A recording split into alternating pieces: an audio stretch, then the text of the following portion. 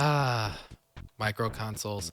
Tiny, compact, stuff with tons of retro content that you can just stick right in your own pocket. These things have been around for years. I can remember playing Atari games on the big screen with just an AVI hookup and only a joystick and a couple of buttons. The quality might not have been the greatest, but what was lacking in quality was hundreds of games to choose from. These types of consoles are famous for saving parents who forget their kids' birthdays, since you can find these things at places like Kohl's or Walmart, and probably any thrift store you can think of. If you were a dumb kid like me, we actually thought that these were good gaming presents.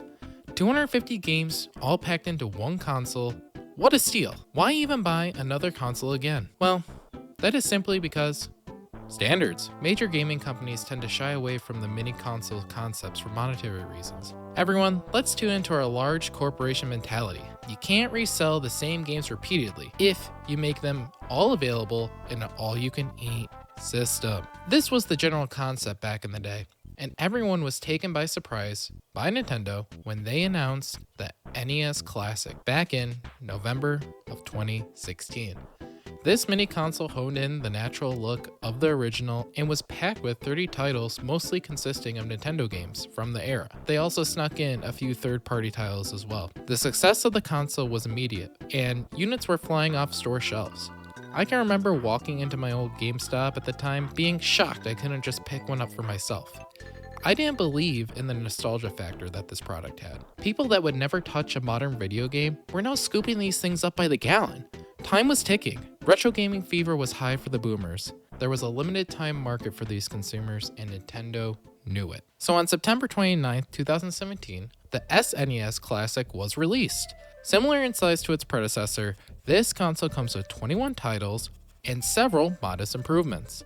Notably, the cable lengths for the controllers, and the game selection being much better this time around. But to start off, the presentation of the system is way cooler than you would expect. Most mini consoles have packaging that looks like it belongs in your great grandma's basement. The font style is always of 80s retro, and it always has a giant sticker saying how many games there are inside. Nintendo recreated the original SNES game packaging and slapped it right in the front, along with the OG Super Nintendo font.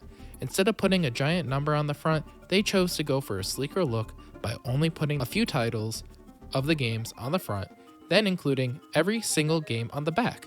In all honesty, when I bought my SNES Classic, I had no intention of buying it. I happened upon it in one of my many GameStop excursions. The packaging is what stood out to me the most. It hit me in all the nostalgia feels. And seeing that my first console was the Super Nintendo, the purchase was a no-brainer.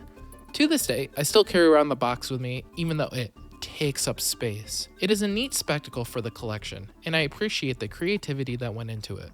Moving on to the system itself. The miniature Super Nintendo is only 5 by 4 inches and fits in the palm of your hand, pocket, or however you decide to carry your consoles around.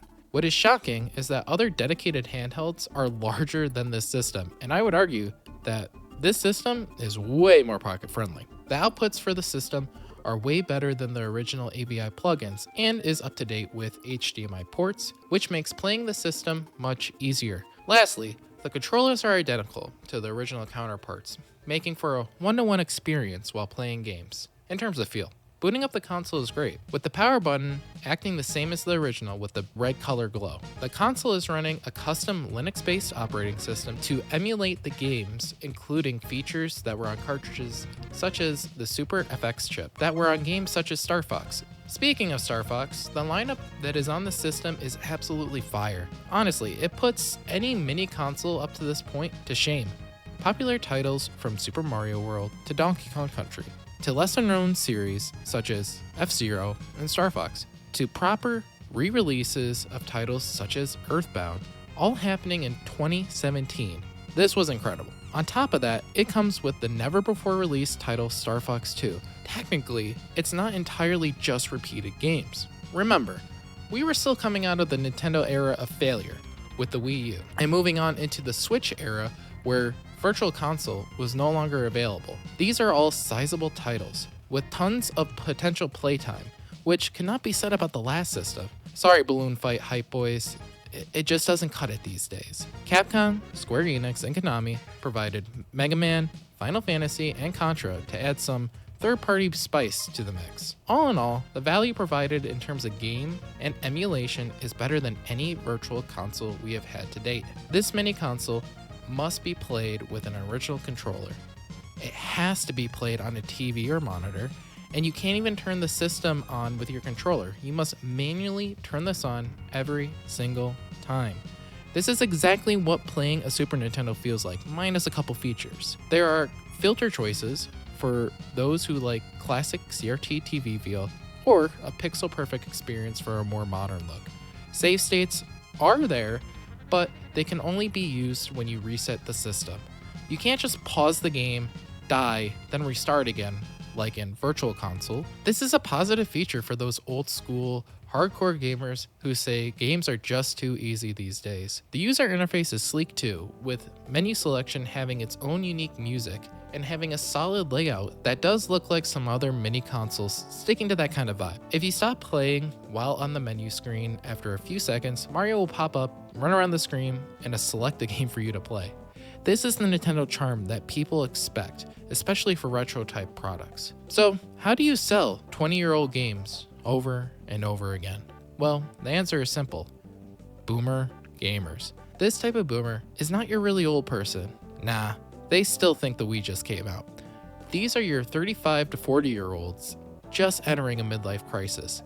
They eat this type of nostalgia bait like it's Cocoa Puffs. They remember the good old days where Pong and Pac-Man were only accessible at the local arcade shop. It is no different than Pokemon hype, where people get into Pokemon at some point in their lives and get bored. Then, 20 years later, they find an old binder somewhere in the basement and dive back into the series. It is easy to capitalize on this type of hype, meaning most mini consoles tend to be of lower quality and have bad emulation or a list of terrible games. But Nintendo did the exact opposite. They produce a line of products that are for everyone. This showed in the sales numbers.